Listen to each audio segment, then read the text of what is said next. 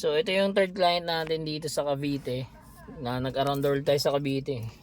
So ito yun, Chevrolet Captiva gagawin natin. Papala natin siya 7 inches na Android ito. Yung gagawin natin dito conversion lang kasi ito naka 2D na siya pero hindi siya yung saktong 7 inches. So tara, baklasin na natin to, gawin na natin siya ng mabilisan lang.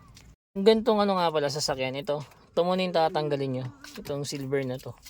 Both side bago nyo matanggal tong pinaka stereo nyan. So ayan, tapos na tayo mag-install. Ayan, Chevrolet Captiva. Conversion lang yung ginawa natin. Medyo ginabi na tayo mga kadiskarte. Dito pa rin tayo sa Carmona, Cavite. Ayan. Siyempre kasama pa rin sa package natin yung reverse cam. Ayan. Medyo nakatingala lang mga bossing pero malinaw yan.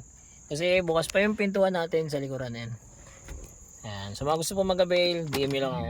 Ito nga pala yung ating 7 inches sa Android. Meron na rin tong Apple CarPlay and Android Auto. Ito yung mga bossing. Ito. Ayan. Tapos pwede ka na rin ito mag-Waze, Netflix, YouTube, Spotify, Google Maps, meron na rin yan. Play Store. Ayan. So mga gusto po mag-avail, drop message lang. Don't forget to like and follow na rin. Salamat, ingat, ride safe sa lahat. So ayan, uwian na. Nakatatlo tayo dito sa Cavite. Antayin nyo na lang ulit yung mga susunod natin pang mga kliyente. Kaya tara, uwian na. Let's go!